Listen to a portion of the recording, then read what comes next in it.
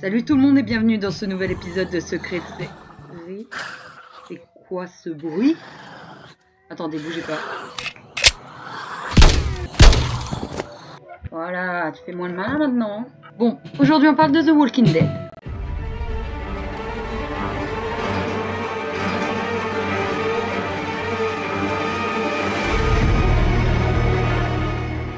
Alors on va commencer par une scène de la saison 1 où Merle tire d'un toit. Cette scène a posé quelques problèmes à la production car des personnes qui ne faisaient pas partie du tournage, donc qui n'étaient pas au courant, ont cru qu'il s'agissait d'un vrai sniper et ont donc appelé la police qui a donc amené une équipe du SWAT sur place. Bon, heureusement tout ça s'est très bien terminé, il n'y a pas eu de victimes, mais ça aurait pu finir beaucoup plus mal. On surveille son langage face à un mec armé. Dans la BD originelle, les frères Dixon n'existent pas, Daryl et Merle ont donc été rajoutés pour la série, ce qui fut, je pense, une bonne idée, puisque c'est quand même devenu des personnages emblématiques, surtout Daryl, qui est celui, je pense, qui a le plus de fans parmi tous les personnages.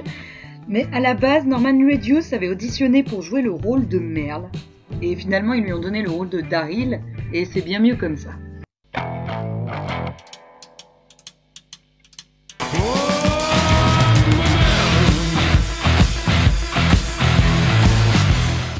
Alors ça c'est pour les fans de Breaking Bad, vous l'aurez peut-être remarqué, mais il y a plusieurs clins d'œil à cette série dans The Walking Dead, notamment dans la saison 3 où Daryl parle du dealer de Merle qui serait un petit homme blanc junkie qui pourrait être Jesse Pinkman. Cette hypothèse se confirme lorsqu'on regarde le sac de drogue que tient Daryl dans la saison 1, qui aurait appartenu à Merle. On peut y voir la fameuse mèche bleue. Mais ce n'est pas tout. La voiture que Glenn vole dans la saison 1 est identique à celle de Breaking Bad, et certains pensent même que ces indices prouvent que Breaking Bad serait le préquel de The Walking Dead. Je ne sais pas si vous l'avez remarqué, le mot zombie est proscrit de The Walking Dead. Vous n'entendrez jamais aucun personnage l'utiliser. Il est remplacé par toutes sortes de surnoms qui changent selon les groupes de survivants. Pourquoi me diriez-vous? Eh bien c'est une décision du créateur du programme et scénariste du comic book, Richard Kirkman, qui fut intransigeant sur cette question dès le début de la série. Mais on n'en sait pas plus.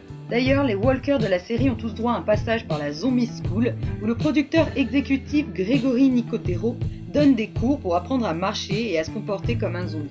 Les figurants sont recrutés en fonction de leur apparence et de leur performance lors de la formation. Au début de chaque saison, ce sont entre 150 et 200 personnes qui sont auditionnées en provenance du monde entier, mais seuls les meilleurs sont sélectionnés.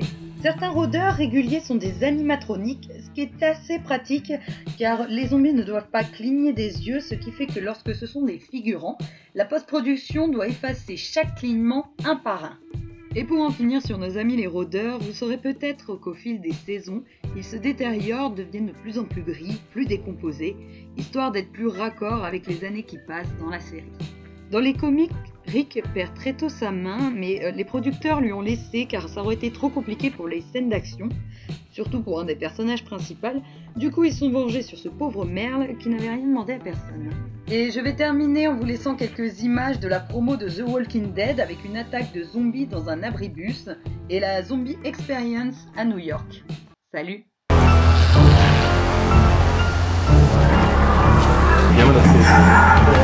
Oh shit! Ah!